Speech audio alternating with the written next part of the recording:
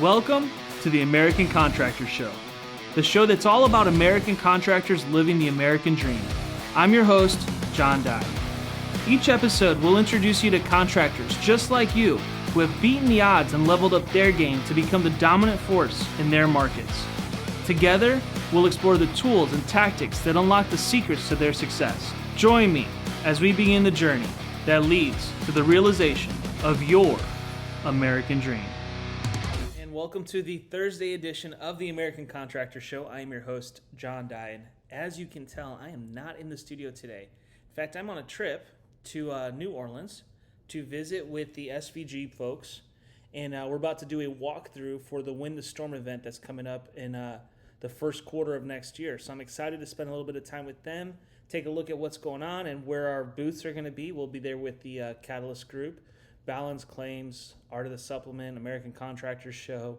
We got to figure out where to park that truck. All that good stuff's going on. So we're going to be spending a couple days with these folks, and it should be a fun time. But I wanted to share something awesome with you guys today, though, and this was an episode that I actually shot a few weeks ago while I was in Tyler, Texas with our friends at the Catch-All. And I know you guys know all about the Catch-All. There's nothing spectacular or groundbreaking at this point because, I think they've already pretty much shown exactly what they are and who they are. I'm not going to try to sell you a Catch-All today.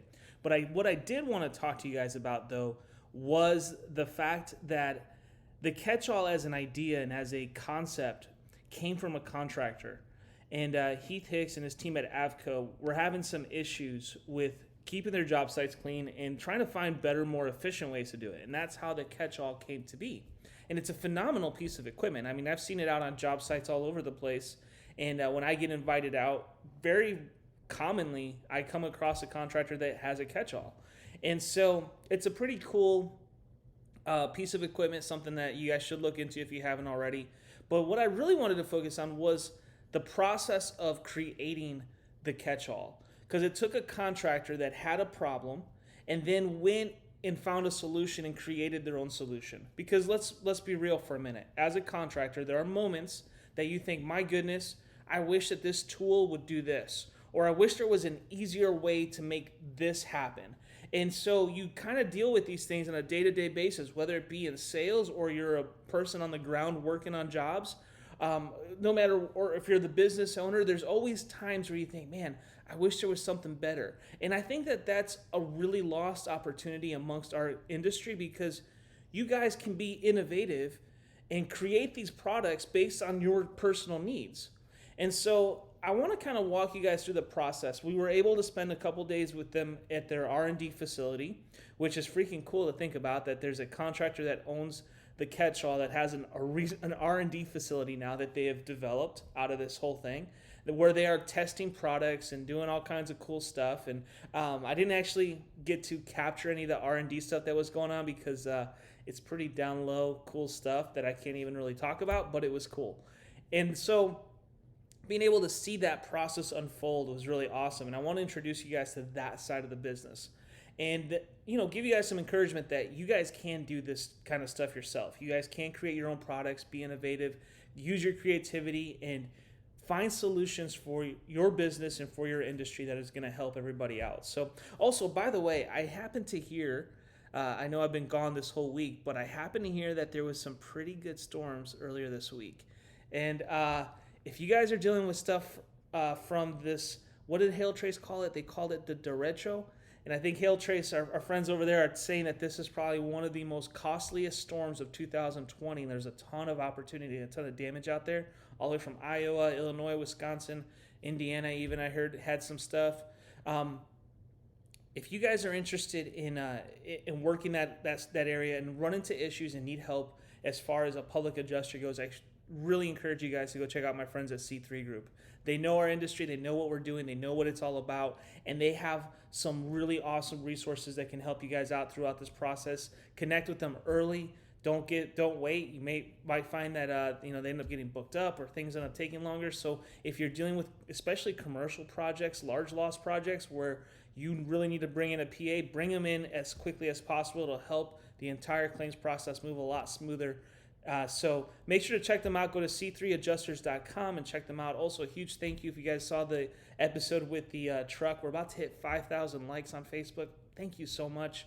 It's so humbling to have that exposure from you guys and the support from the industry. You guys are amazing. Thank you so much for that. Thank you so much to the Catalyst Group and Contractor Coach Pro, Jim Johnson and his team over there. They're doing amazing stuff. Thank you so much to Roof Scope for being a part of this. Atlas Roofing, you guys are amazing. All of our sponsors here that are helping us do awesome things to help the industry out. Thank you guys so much. Well, I hope you guys enjoyed this episode, and otherwise, this is going to be fun. I think you guys will get a lot out of it, and if you guys do have ideas, I encourage you to reach out to the Catch-All. Their team is amazing, and they have a phenomenal group of people there that can really help you guys develop new products. So without further ado, let's check the Catch-All out and what's going on behind the scenes. Dude, Eric, what's up, buddy? How are you? It's good to see you. Good to see Guys, you. we are in Tyler, Texas. We are at the Catch-All headquarters. This is where it all happens, and I wanted to spend some time here. I know everyone knows what the Catch-All is at this point. Like, it's not something brand new. Right. But I wanted to get behind the Catch-All in terms of like how this actually came to being. The reason also that I want to talk about this is because a lot of contractors have always had that idea. Right. Like, if you're doing something, you're working, you got your tools, and you wish, man, I wish I had this. Right. Or I wish I could do this with this. And they have the idea, but it's always just an idea. Right. You guys did it. Yeah. You had sure the idea, did. you saw the issue, and you built the Catch-All. Right. Let's talk about that. Heath identified at the beginning, how do we set ourselves apart? Customer experience. So what's the number one problem that customers face every day? Especially left behind nails. That's the number one deal. Yeah. Just to tackle the nails, we bought the strongest magnets that you could find. I remember when the new magnets came, everybody was so excited. And they're like super awesome magnets. And I was out there struggling with them. I'm like, these are not any better at all. Like, they're missing all these. I'm looking at nails that didn't get picked up. And this magnet is 100 pounds and it's super awkward. I actually had a magnet that was like 6 foot long, and you can hang it on the, like, I built hangers for it so I could hang it on the front of my truck. Oh, And so when that's a really good idea. So when I was doing like, and I had a bar that I made to like where I can roll it behind my truck. Yeah. And because we were doing an apartment complex, and so I wanted to be able to catch it. And the thing I didn't think of, which is what stopped the whole idea, was speed bumps. Oh, yeah. Every time I hit a speed bump, the magnet was sitting so low that it would scrape, and then And all the nails would just scrape off. Exactly. So the idea was not very Well, it's a good. great idea. But it was like $1,000 magnet though, so. Right, But yeah. it didn't really work. Yeah, exactly. But I love that. That's the typical idea that contractors face. So they see the problem. Right. They're trying to figure it out. Magnets was the first problem you guys had. Right. And that, keep Yeah, going. after that, so we decided, okay, these magnets aren't working. So Heath literally bought a metal detector for every single project manager. And all of a sudden I had a metal detector in my truck. And I'm going around after these jobs and I'm like, I'm getting all these beeps. You know, in East Texas, we have a bunch of iron ore in our soil. And so we were just getting tons of false positives. And I'd like get a beep and I'm like, oh, there's a nail here. And I'd just be like, Can you imagine a roofer every with single nail with a metal detector on? Oh, and yeah. Just walking around. oh, I'm sure I look like a crazy man. And I would spend hours, literally hours, once the job was done. Instead of working on my next job, finding my next client, I'm out here with a metal detector, wasting time and really not even finding the nails, you know? Oh man, it was crazy. And then so we just kind of went back to the drawing board and decided, how can we get the nails from ever even touching the ground? Because we figured out if they're on the ground, if they're in the mulch, if they're in the grass, you're not getting them back. Right. Especially if they're in flowers or bushes, or I mean, you can't roll a magnet through flowers or, Yep. you know? And so, Massive problem. yeah. So Yeah. we started thinking like, how can we keep nails from hitting the ground? And we thought, okay, what if we hung tarps from the eaves? And we started thinking about, okay, can you nail a tarp under the soffit, on the decking? Is there clips? Can we make metal clips? And then we realized, man, on a breezy day, especially a windy day, like that's just gonna go everywhere. Right. And so I was out pushing my kids on the swing, and one day I looked and saw the netting on the side of our trampoline, and I thought, oh, we should use a net like that. And so we started just buying any kind of netting we could find from different distributors, and we started experimenting with tons of different kinds of nets, and we did stress tests and drag tests and all this stuff. Which we got to see today. Yeah. A little bit. A little bit of that. Yeah. That was cool. Yeah, so we were getting different kinds of netting and experimenting with that. And then we kind of settled on a warp knit fabric like what we have now. Nice. And so we bought big reams of that, and we were trying to figure out how do we get it on the house.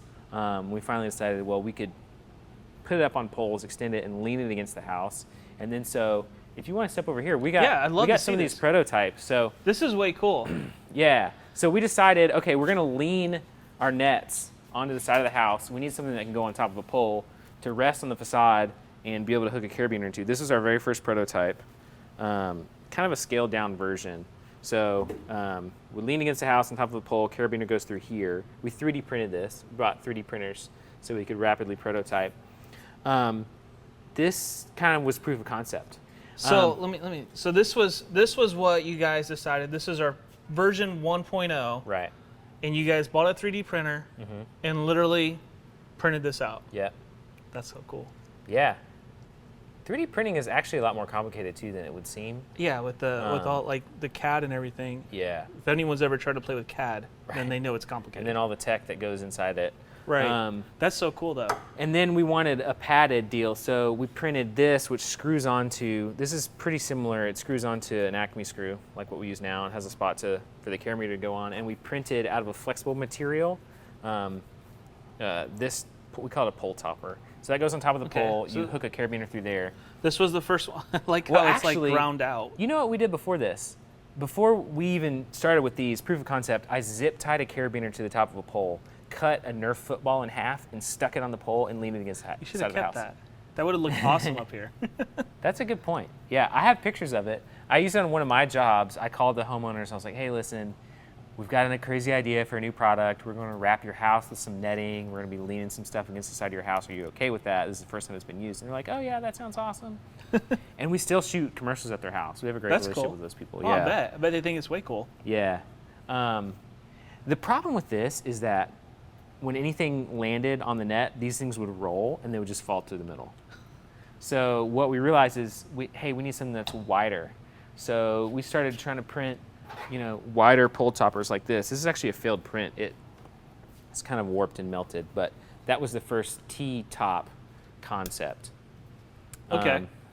And then we moved on to this concept, which is pretty similar to what we use today, just a little bit scaled down. So it's kind of got a lobe that you hook the carabiner through. See, now you got some T-shape. Yeah. Yeah. So this had a lot of promise. We experimented with different latch systems. Like this is a screw latch. 3D printed. We bought this hardware. Experimented with that. There's kind of too many moving parts. It's more expensive to manufacture, more things to break. We wanted everything to be as simple as possible. Just so fewer moving parts, fewer things to break. This piece, we actually tested. We used with Avco for about 2 years. This is what we landed on. I know what this is. Yeah, that's just pipe foam. Yeah. And we cut that to go on top of this. Looks like a squeegee. This is 3D printer. Oh, look, I didn't even notice this. We dipped it in like plasti dip. We thought that we could just build up enough rubberized material that we wouldn't have to use foam. That, yeah. So we dipped it. We dipped a bunch of them, and it wasn't thick enough. It took way too long to dry. But this version, we actually used at Avco for 2 years. This was the prototype version? Yes. Okay. So this was the version we settled on. We printed these in mass and used them in the field for literally 2 years. The biggest problem we had with these is layer adhesion. It didn't have a lot of shear strength, so these would break if you dropped them or ran over them with your truck or something like that. But we used these and we would just replace them as they broke. When we were messing around with these, our engineer in Ohio was like, oh, you need an aluminum one. So he had this made. And it's cool, but it's really heavy and expensive. Yeah, and imagine all these welds and everything else that goes into this. This is not easy to do. Yeah, it's cool, though. This was just a one-off. And then we started, experimenting with other foam. I saw that one earlier. So these are actually, they go on the end of fishing poles. Let's say there's something, I saw this is a boat thing, yeah. Yeah. So we never used these in production, but we tested with them, and they're pretty sweet. So we went to hexagonal shape to optimize for 3D printing, because with these, anytime you 3D print something round, you have to print support material around the sides of it. You gotta shave it off. Yes. Yeah. Which is wasted material, wasted time. So we realized if you go with the hexagonal shape, you don't have to trim anything off. Cool. So we started printing these, and then this was our first. This was a flexible one that we just kind of messed around with. We never really did anything with. What kind of material is this that makes it flexible or whatever? It's called a Ninja Flex. I don't know what it is. Okay. I don't know the chemical compound, but it's just a flexible kind of plastic. This was the first production run that we sold. So these are 3D printed. So when you guys started, I didn't realize they were the square ones before Yes. that. Okay. Yeah. Or the hexagon. Right. So in our first, version 1, a bunch of these went out. And these are printed really strong on the inside with a lot of... Have you had issues with those? Very little. Okay. Very few breakages. I think we've had just a few break, and I think guys ran over them with their trucks. That never happens. Yeah. We're pretty good to work with people if they have breakages. I'm sure. Yeah, we love our customers. So these were actually really strong. This foam is injection molded. And these worked really well. And then what we decided was we wanted to bring the cost down. These 3D printing is really cheap. So you were printing these in-house? We printed these out house in Ohio. Gotcha. Because they have dozens of printers over there. Okay. And they would set them and just go. And they are actually manufacturing the filament too. Wow. So they would be getting plastic pellets, and some of it was recycled, and they'd make their own filament to print these. That's so cool. Yeah. So they did a really good job, but they were still pretty expensive per piece. So we were getting enough money together that we could make tooling, because we knew we wanted to do injection molding eventually. Yeah, because eventually you got to pay for the actual injection, like the mold and everything that goes into it before they'll actually do it. Which is really expensive. It's an expensive startup cost. But these work so well, and we got a lot of feedback from a lot of our users, and everybody was happy with the general concept. So we felt comfortable at that point to move forward with this design. And so we ended up optimizing it back for injection molding. We went back to a round design. We kind of beefed it up a little bit more. Yeah, because this is when you guys added this too, like the extra support and stuff in here. This sleeve actually adds a lot of rigidity. Right, because it makes the whole thing stronger. We had a couple of instances where the metal part of the pole would break somehow, and so this actually takes a lot of the stress out of the middle and transfers it straight into the fiberglass part.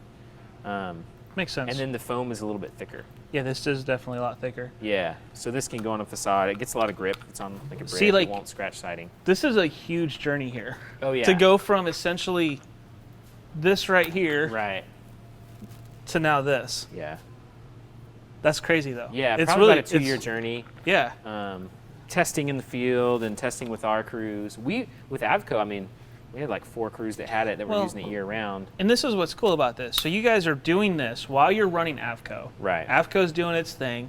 It's basically helping to fund this. Right. And this is the story of a contractor who had a dream, had an idea, built a product. Yeah.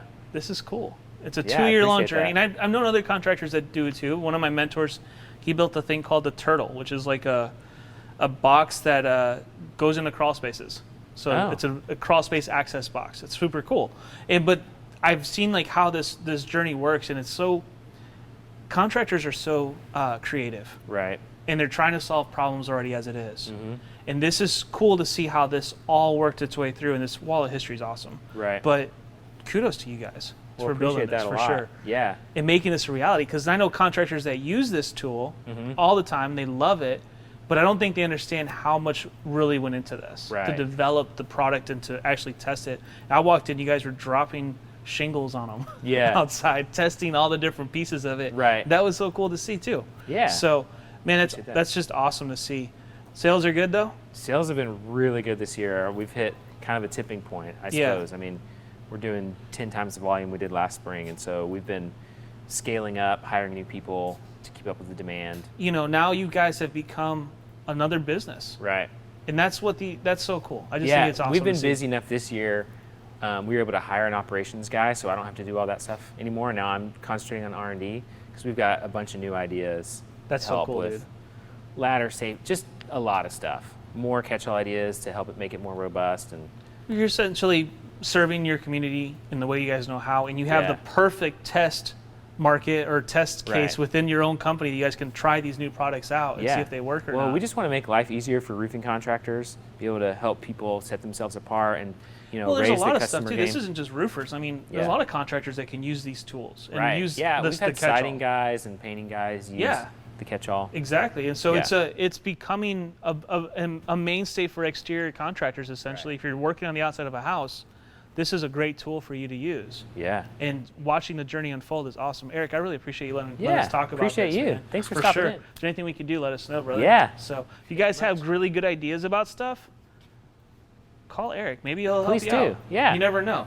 I mean, I know you guys probably would love great ideas, and if For you guys sure. have been down this journey already, if a contractor has an idea for a product, Yeah. might be a good opportunity here. So I Yeah. appreciate it, bro. Appreciate you a lot. Thank Thanks you. for stopping in. Absolutely. Hey, I hope you guys enjoyed that episode, that clip there. I mean, there was some really cool information, and being able to see that process from start to finish and how it all went through the whole assembly line of creation from concept to idea again to better idea and all the way through the manufacturing process was really cool to watch happen. Super huge thank you to Brad and Richard. Brad's there with the catch-all for his video work, as well as Richard with Art of the Supplement, who was able to hang out with us for this shoot. Thank you guys for being there and for helping us capture that. Thank you once again to the catch-all for letting us see that. Like I said, guys, if you guys are looking for some place to take an idea to, or talk to someone about possibly what to do and how to work this process out, these guys are a great resource for you and someone that I would encourage you to at least talk to and have a conversation with. So anyways, guys, thank you so much for watching. I look forward to the Tuesday edition of the American Contractor Show that's coming up here in a few days. We're gonna have some awesome stuff next week. It's gonna be nice to be back in the studio, back in the saddle again. But otherwise, I hope everyone has a great weekend, and we will see you guys soon. Thanks so much for watching today's show. Make sure to like and subscribe our pages so that you can stay up to date with every episode. And by the way, this show is all about you, the American Contractor. Be sure to comment and let us know what you want to hear about and what subjects you want us to touch on. We'll be sure to include them in a future episode. Thanks again, and I hope you have a great day.